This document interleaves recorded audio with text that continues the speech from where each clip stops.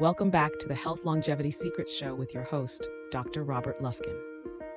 His new book, titled Lies I Taught in Medical School, has been an Amazon bestseller for over 3 months in a row and the #2 best-selling book on longevity.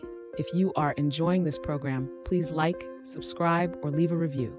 It will help others to learn about our work. And now, please enjoy this week's episode where we look at Galectin-3 for health with Dr. Isaac Eliaz. Hi, I'm Dr. Robert Lufkin.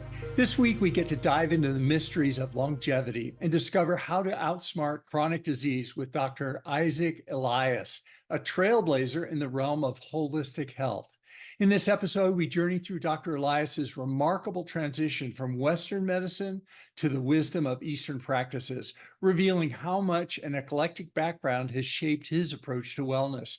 Prepare to be enthralled by his insights into the survival paradox and its profound implications on our health as we discuss the delicate balance between our biological fight or flight mechanisms and their unintended consequences that we have in modern life.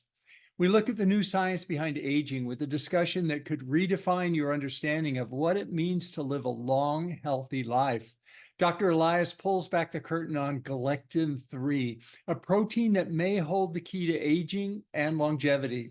Learn how the levels of this protein correlate with inflammation and fibrosis, which could potentially shorten our lifespan, and how centenarians mystify us with their low Galectin-3 levels.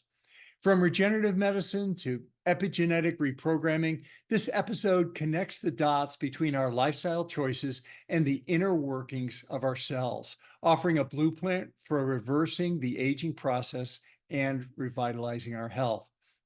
We conclude with a heart-to-heart on the emotional and physical healing powers of the heart, as Dr. Eliaz illuminates the profound influence our emotions have on gene expression and overall health. This final segment is a testament to the heart's role, not just in love and poetry, but literally as an instrumental organ in combating disease and fostering a nourishing environment where our cells can flourish. I'm proud to be hosting this summit as 25 world-class anti-aging experts reveal new science and breakthroughs you can use today to reverse the aging process in every aspect of your life. The free virtual summit starts June 20th, 2024. Please click on the link in the show notes to reserve your spot. This episode is sponsored by Cyfox Health. One of the most common questions I get asked is which blood tests I check myself on a regular basis. Well, I check 17 biomarkers, but the secret is I'm able to do everything from the convenience of my home. I collect the sample with just a simple finger stick like this. You don't need to be a doctor to do it. Then I just mail it in and wait for the results. Cyfox Health makes it possible. Use the link below to get 15% off. This episode is brought to you by L-Nutra, maker of the Prolong fasting mimicking diet. If you'd like to try it, use the link in the show notes for 20% off. And now, please enjoy this week's episode. Today, we're going to talk about a fascinating concept, the survival paradox, and how it applies to longevity. And I'm thrilled to be joined today by our expert, Dr. Isaac Eliaz, who has written extensively about the survival paradox and is an expert in this field. Hi, Isaac. Welcome to the episode. Thank you. Thank you so much, Robert, for having me. It's inflammation, is in the root and the driver of chronic disease, of inappropriate aging. And so I think now it's finally getting the attention it needs to get. And it's really something we can do something about it. That's so exciting, Yeah, I can't wait to get into this. Before you do, maybe you could tell our audience a little bit about your background and how you came to be interested in this fascinating area. Yeah, so I'm a native of Israel. In my early 60s, I'm a medical doctor. I'm from Sackler Medical School in Israel. But I started my journey in holistic approaches at the age 15 when I lived in Korea doing taekwondo and meditation and yoga.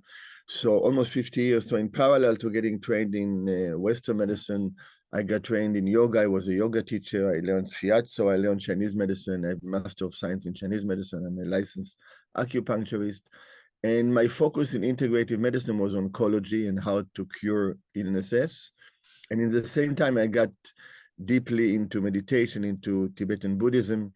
And I spent about 20 years every year, 2 to 3 months in the mountains. And for 10 years, half-day retreat, half-day working. And so I was fortunate to be the doctor and student of the greatest meditation masters in the Himalaya on one-to-one for many years.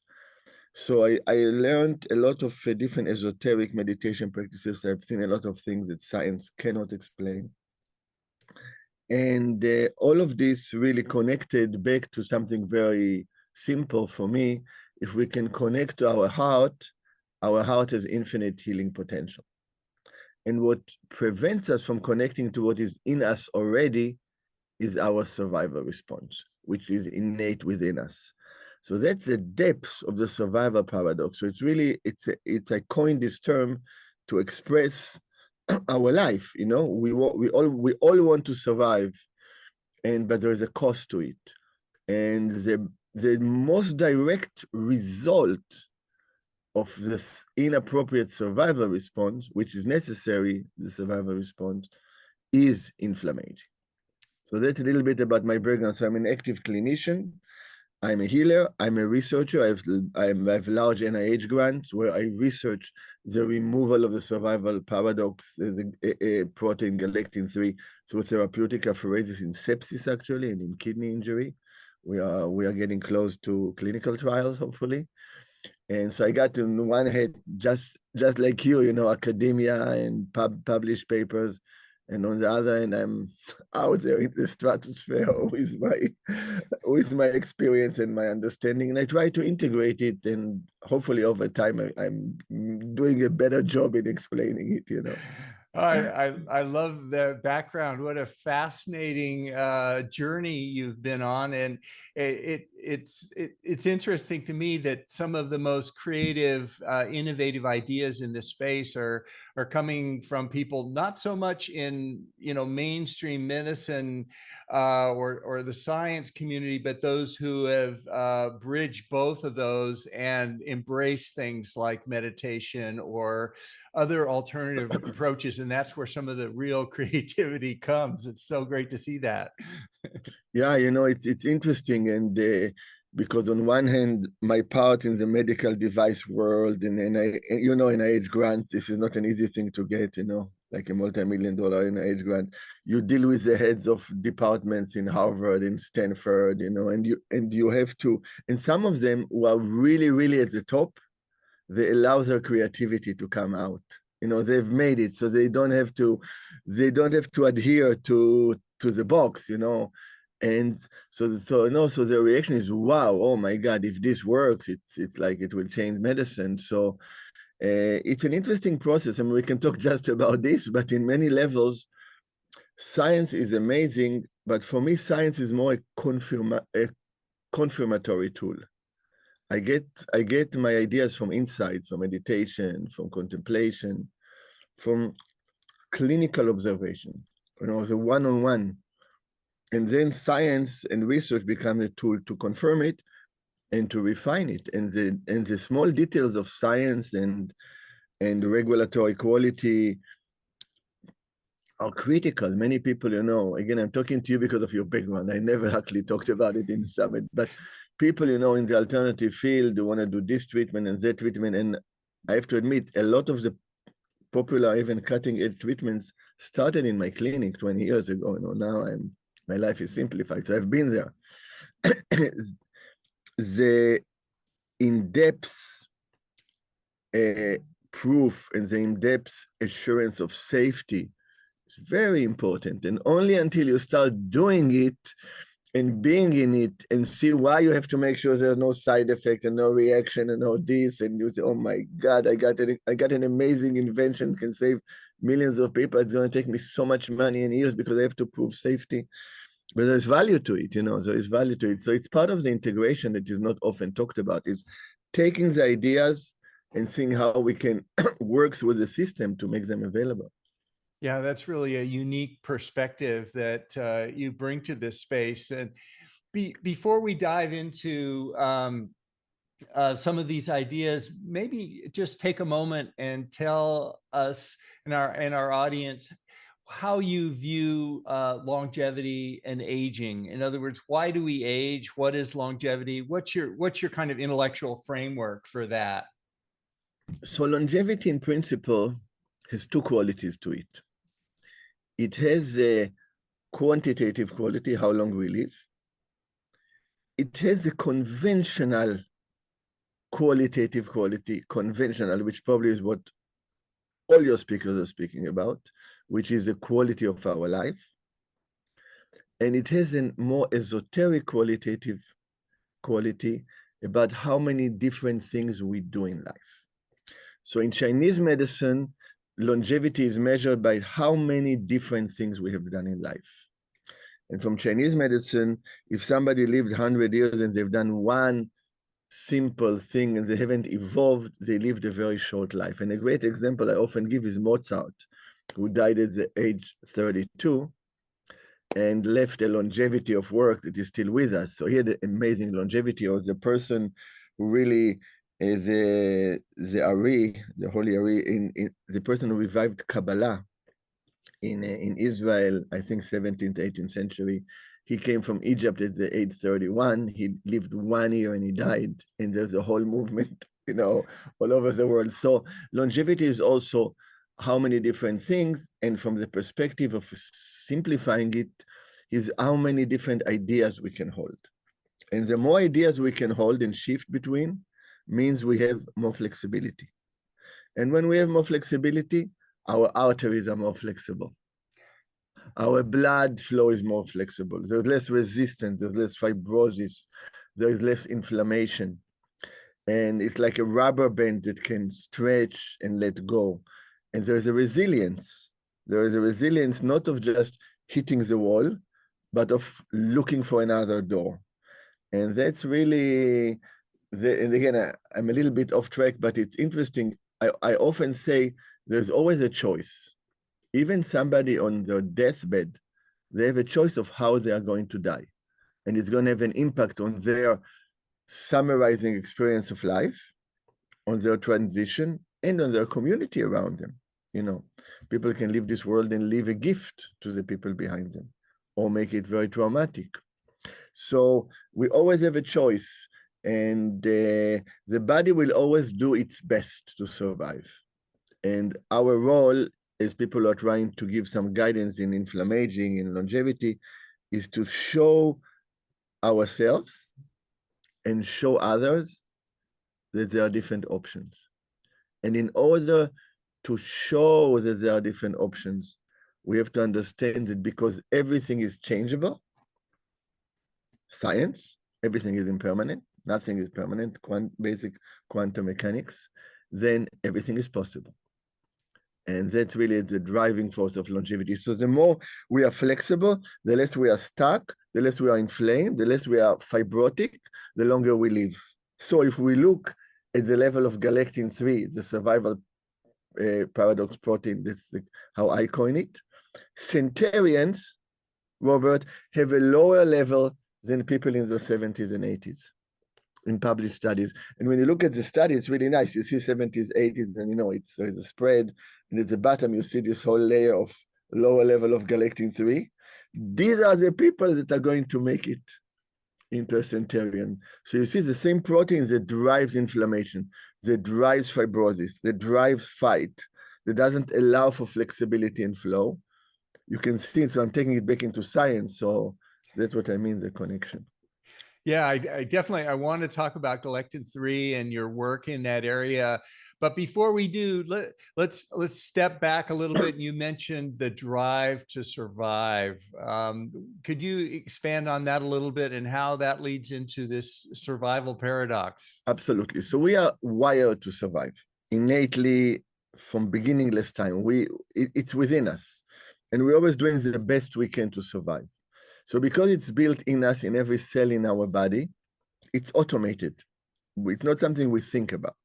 And it happens in a fraction of a second through the autonomic nervous system, through the sympathetic nervous system.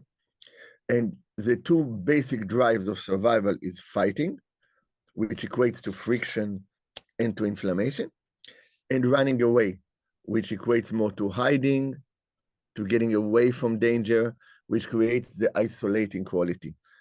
The biofilm, the microenvironment, the place where we can hide. We can hide, traumas can hide, multi-generational traumas can hide, bacteria can hide, viruses can hide. We get a microenvironment, we get a change in metabolism. That's a great environment for cancer, right, to grow. Where there's an environment of a survival environment, we need energy very fast. We use glucose faster. We get a high SUV in a PET scan, right? Because we're consuming a lot of glucose. So this is the immediate sympathetic response that we can balance with the parasympathetic response, with taking a deep breath, with creating spaciousness, with changing our lifestyle. And that's the power that we each have. But then there's a biochemical response. And the issue with the biochemical response is that once it starts, it triggers a cascade of events. And even if you stop the instigating upstream protein, you have gotten now a downstream effect of cytokines and inflammation and fibrotic factors. And we all became acquainted to it with the COVID and COVID long haul and cytokine storm, which is really what killed people in COVID. And so when we address the survivor paradox in many levels, on a biochemical level by blocking the protein Galectin-3 with modified citrospectin, with spectosol, by creating different methods that will change the environment of inflammation, by doing lifestyle changes, and by changing our mind, the way we think about things, the way we feel things, it will have a profound downstream effect. And it's really, you either create an inflammaging or you don't create. And inflammaging is not something we can escape, because every time we repair, we leave a tiny scar. So the idea of combating inflammation and inflammaging is to try to heal without a scar. And what is regenerative medicine? You know, regenerative medicine, longevity, addressing, which is the basis, is addressing inflammaging. It's not that we have to generate a new cell and it's impossible. We just have to try to get our cell to go back to its normal function. If we get a cell who is functioning abnormally, to go back to normal mitochondrial function, to have a good relationship with its neighbors and change the receptors on the membranes, for the macrophage outside to feel more safe and not to produce inflammation and become like, M1, M2 inflammatory macrophage, excrete Galectin-3. Where the cell can more easily, insulin receptors work better, AMPK works better, PDK is inactivated, pyruvate comes into the mitochondria. That's regeneration, that's a different person, right? And that's why in the field of cancer, from a basic philosophical perspective, we try to attack, but we also try to redifferentiate. It's an ancient concept. What can we do to make the cell more normal, less aggressive? And so there are, as you can see, as I mentioned a little bit, there is clear, detailed, accurate biochemistry. I just gave some simple example. And there is also this understanding, how can we make a cell go back to feeling that it's a part of a community, that it has a certain lifespan, and then it just ends its life and another cell will come in.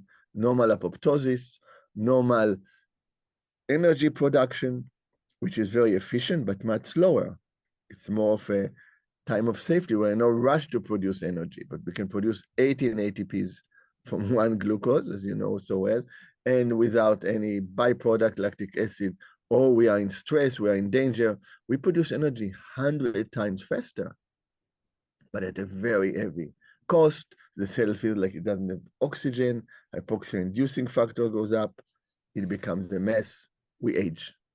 So that's a little bit deeper into the survival paradox, the inappropriate survival response, and what it does is the understanding that we have the power to change.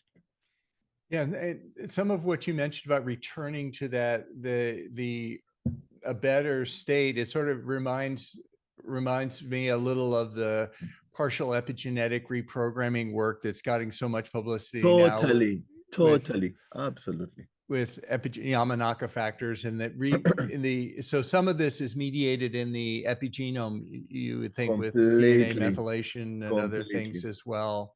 Then you mentioned AMP kinase, which is one of the master signaling proteins.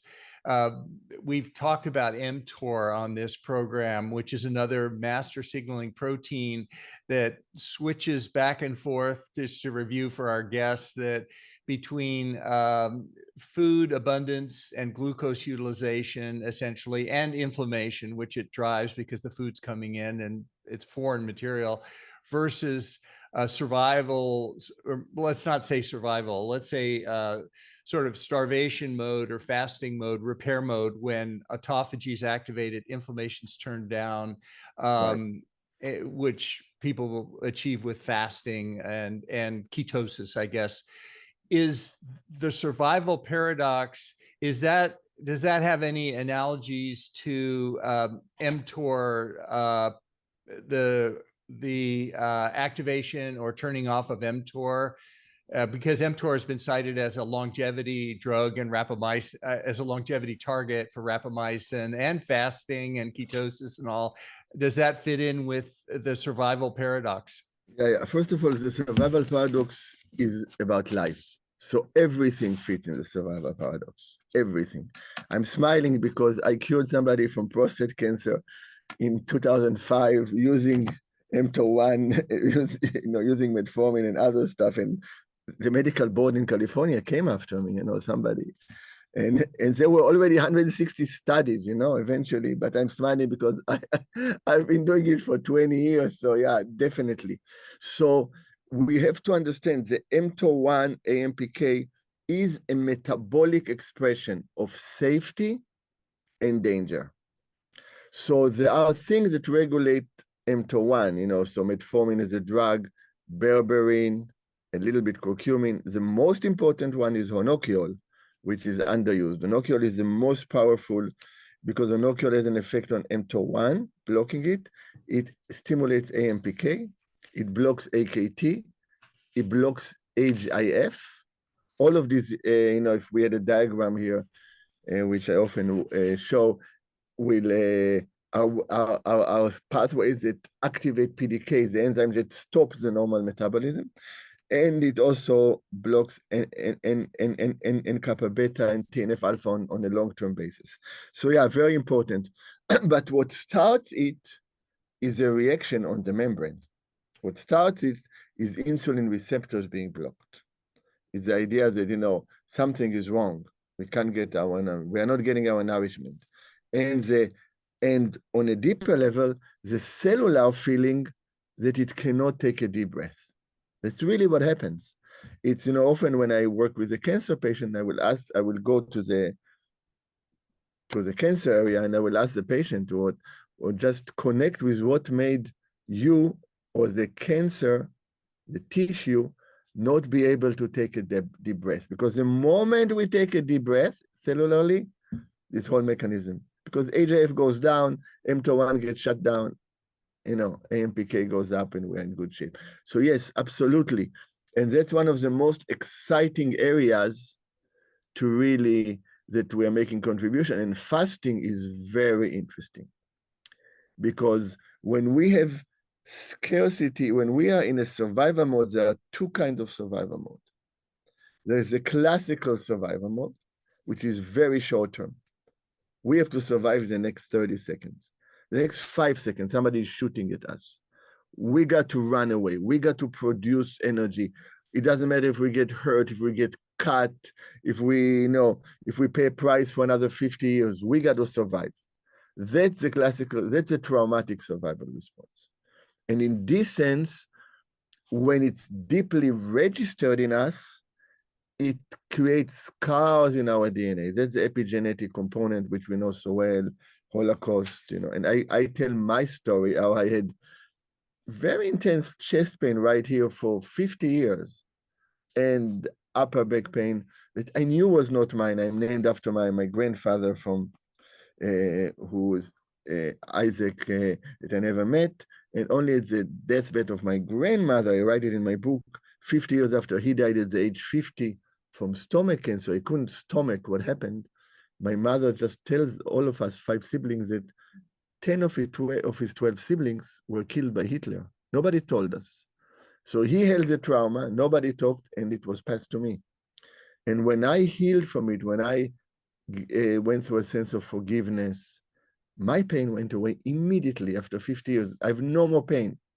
But my mother in her 80s, who could never watch anything about the Holocaust, was able to start watching programs about the Holocaust without knowing what happened to me. So that's the multi-generational. So for the viewers, for the listeners, when we address inflammation, there is a multi-generational effect. There is an effect on the people around us at the present time, backward and forward. So that's the importance of the topics that we are addressing. So when we look now going back to fasting, so we talked about the survival fasting, and I want to elaborate on it because ketogenic diet is a tricky one. And I went, on a limb in 2010 when the first big studies came on ketogenic diet in cancer. I was teaching at A4M at the Integrative Oncology Program, and I said it's going to be overused because if ketogenic diet was the ideal diet for longevity, the body would have done it anyway. It would have been our choice, right? And it's not. But autophagy and intermittent fasting is where we shift to a longevity survival. Well, now our survival is long-term. It's how can we live longer? And that's what happened in starvation. How can we manage longer without food, right? So when you start tapping into autophagy, you start tapping into survival mechanisms that are very beneficial for inflammation. And that's why, in my opinion, intermittent fasting is so critical. It's probably the most important dietary advice. And there are exceptions, of course, certain people and certain mechanisms, but it's key. And ketogenic diet has its role at very specific times when we want to really shut down certain pathways, for example, cancer during radiation therapy or during chemotherapy, or we want to create, the body really needs a time to take a break, to take a deep breath. We want to shut down glucose metabolism completely for a few days and let the body recapture itself. But in this sense, autophagy, intermittent fasting, and agents that can help it and dietary advice are the simplest and most important key factors in addressing inflammation, and the hardest because it requires a lot of discipline for each person, right? So let me underscore a couple of things you said there. So the chronic survival response with fasting or with some of these other things that turns mTOR down and turns down inflammation, turns up autophagy.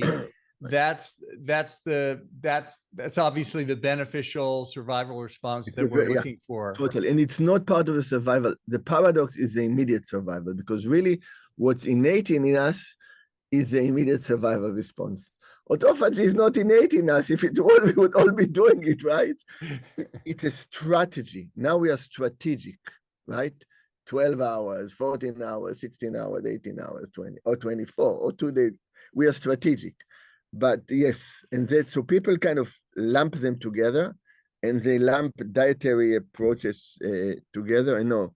And the beauty of autophagy, it bridges, the beauty of intermittent fasting, it bridges day-to-day functioning with long-term functioning. It's right there, right? As the 16 to 24 hours to 14, doesn't matter. I'm sure a lot of people went into details. I don't want to take the time, but that's, and so lately as people are asking, I've been trying to point out that there are different movement in these different approaches, and each person has to, of course, match them to their capacity. You know, people who have great antioxidant capacity can push more oxidative stress. People who are not able, don't have a good antioxidant capacity, cannot push oxidative stress. And it's not only biochemically, it's also emotionally, it's also psychologically, it's also mentally. So that's why life is so amazing, you know. Well, now I want to talk about Galectin-3, but before we do, I want to just underscore one last thing from before that you said that I think was really important, was that we affect people, not only, you said we affect the people around us and all, it's not in our intergenerational things in our family, but also other people. And it's not, to be clear, if I understood you correctly, it's not just through epigenetics, but also through psychological factors and human interactions with them that we affect people. It's not all directly biochemistry.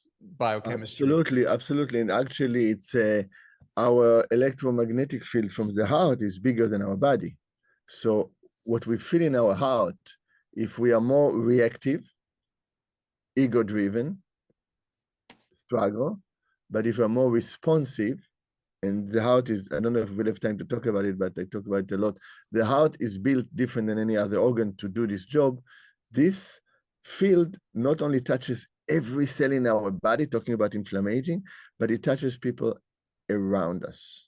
But in this sense, we have the choice if a gene will be turned on or turned off, right? You already mentioned it. And you know, there's a very beautiful saying in Hebrew, a very ancient saying, "Akol tzafui v'harashut netuna," which means everything is predetermined. That's genetics, but we have the choice. And it's actually so ancient, they knew this. And the choice is the epigenetics. And the beauty about it is a multi-generational effect. So really, when we do now, why am I mentioning it? Because if we are taking care of our health, and again, I don't know, I mean, I'm going a little bit esoteric, I apologize. If we focus on our health, on addressing inflammation from a very selfish, just for me, there is a contracting focused effect. And this contraction by itself is counterproductive. When we open our heart and understand that we all want to reduce inflammation, the world sure needs right now less inflammation, right? You can see in society, in struggles. What is global warming? It's inflammation on a global scale out of our body. When we can address it, we have more space to let the heat, the inflammation causes heat, right? The heat to dissipate. We get more support from other people. When somebody is down, we are there to hold them. When we are down, somebody is there to hold us. Of course, when we have friends and family, it's obvious, it's more. But energetically, that's how it works. Robert, we have almost 50 trillion cells in our body. We work as one system. Each cell has close to 1 million reactions a second. People are not aware of it. If this is not a miracle that we can talk right now, what is a miracle, you know? How is it happening? There is support, there is a system. And who nourishes the system and takes all the complaints from the system all the time? Our heart. Our heart gets all the dirty blood from every cell in the body, right? What we don't want, oh no, take it away. Connect with the universe, that's an infinite community, infinite space, and gives nourishment.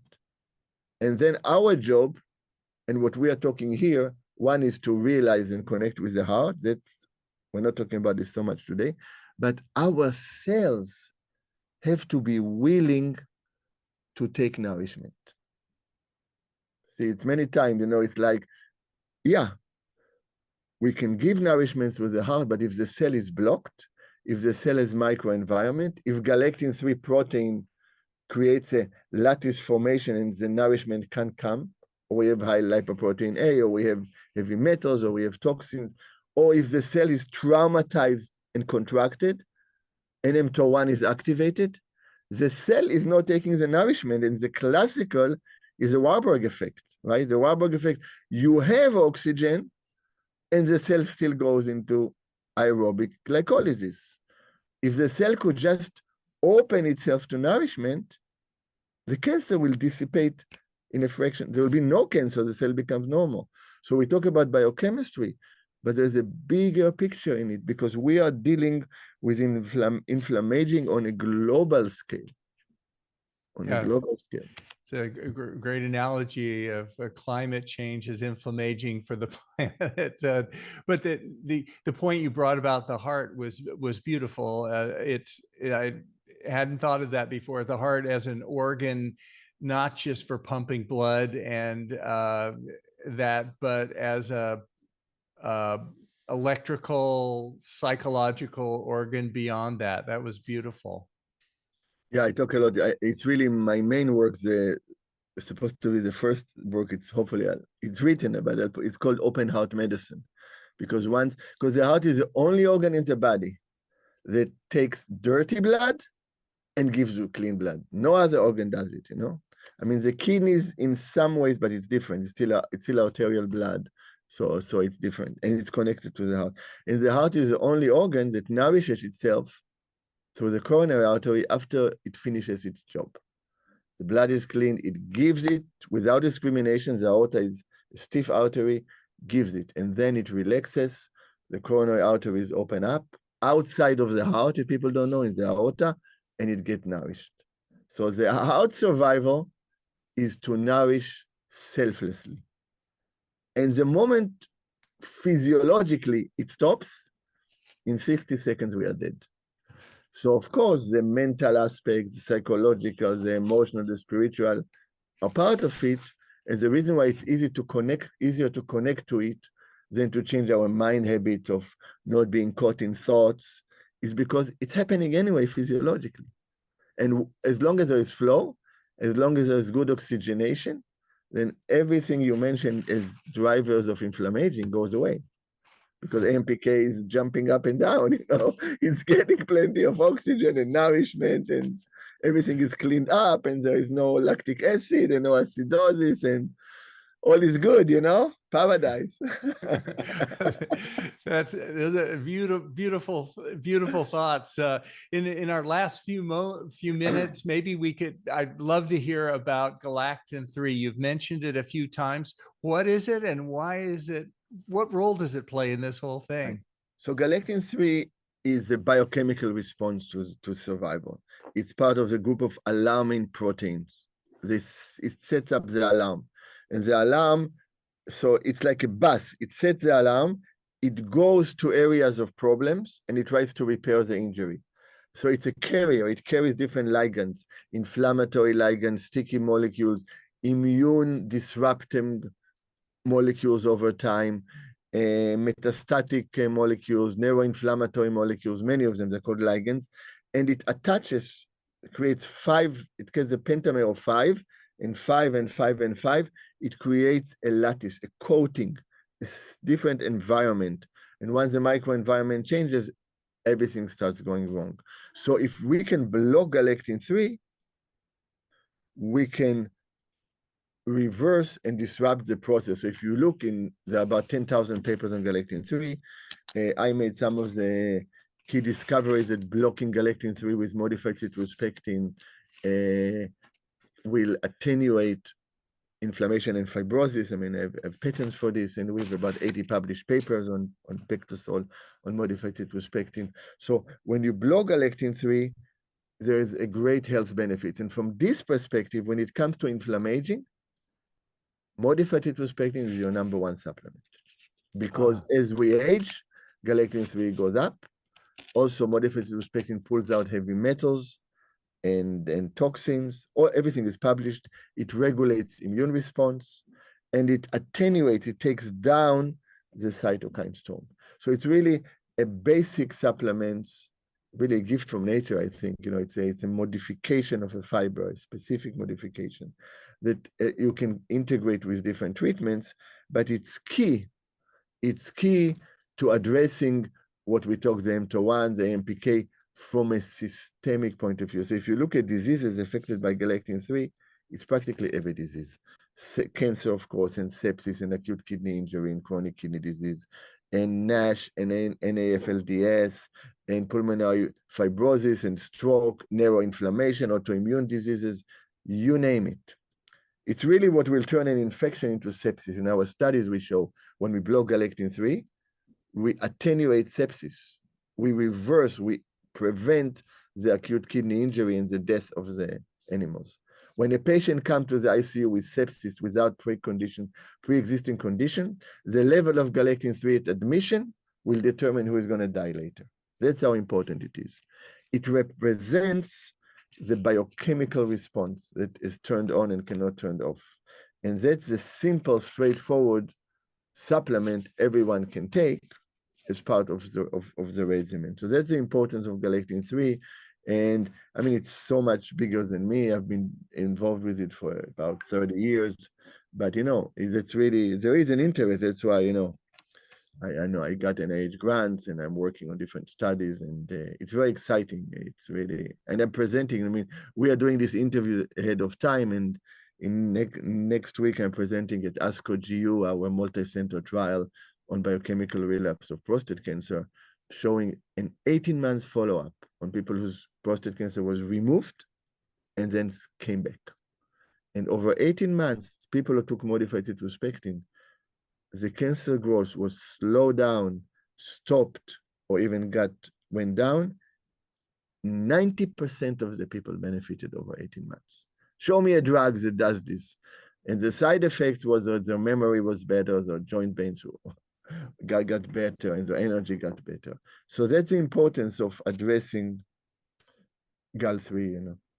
Well, that's so important. What is the pushback you're receiving in this? Like, why isn't this more well known in the health community? I mean, people are still taking resveratrol. I mean, you know, yeah. why isn't this important concept more widely known? What is great question? You know, they say, you know, first they ridicule you, then they fight you, and then they say it's self-evident. So now it's in the self-evident phase, you know.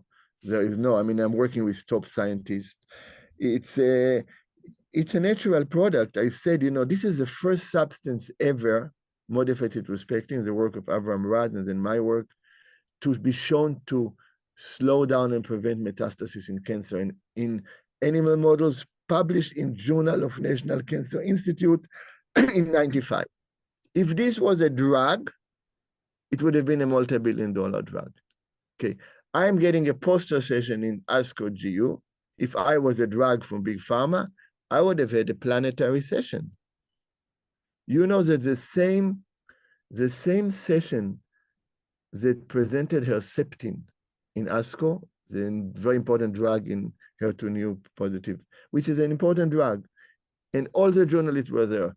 The same session showed that losing 5 kilograms doubled 5-year survival in women, doubled with breast cancer. Not one journalist wrote about it. And the results were 5 times better than Herceptin, you know. So it's part of an industry. You accept it with an open heart. It doesn't even bother me anymore. I just don't spend time trying to convince people that, you know, when there is a wall, there is a wall. We just do our work. We talk to one person at a time, but that's the reason why I'm talking in dozens and dozens of summits now. It's time to share it with the world. It's a stage in my life. And so I'm sharing it, you know. I mean, and I paid my dues. You know, I was doing this in the 80s. You know, there were very few people in the field in the 80s. You know, you really had to do it underground, you know. I mean, so now, yeah, now there are great colleagues, you know, we're creating an energy of you know, joint energy, just a concept of a summit, you know, of people who want to do good coming together to send a message. That's healing by itself.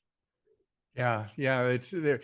Wow, I have so many questions to follow up, but I think we're out of time here, and we'll save them for our next discussion. But how can people follow you and reach you on social media, or maybe you could tell them your website here?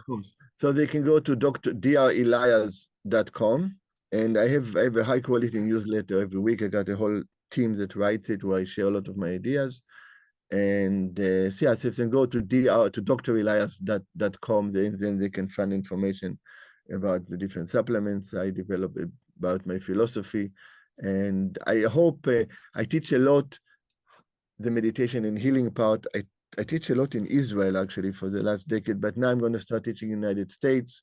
So people who join and come to my website and sign up, they will get the notification. I want to offer this as a free Zoom retreat in the second part of 2023, because it's amazing. It's amazing how our health can change in a few days if we just put the right components together. Because the regenerative power is within us. We are born with it. We are built to do it. And that's the power of healing, you know? Well, thank you so much, Isaac, for spending an hour with us today and sharing your work. And thank you for all the great work that you're doing. Thank you. Thank you for having me. What a great opportunity. Thank you. If you're enjoying this program, please hit that subscribe button, or even better, leave a review. Your support makes it possible for us to create the quality programming that we're continually striving for. Can I start? Is it recording? It's already recording. Oh, sorry. This is for general information and educational purposes only, and it's not intended to constitute or substitute for medical advice or counseling, the practice of medicine, or the provision of healthcare, diagnosis, or treatment, or the creation of a physician-patient or clinical relationship. The use of this information is at their own user's risk. If you find this to be on the value, please hit that like button to subscribe to support the work that we do on this channel. And we take your suggestions and advice very seriously, so please let us know what you'd like to see on this channel. Thanks for watching, and we hope to see you next time. You should say that. No, that's good.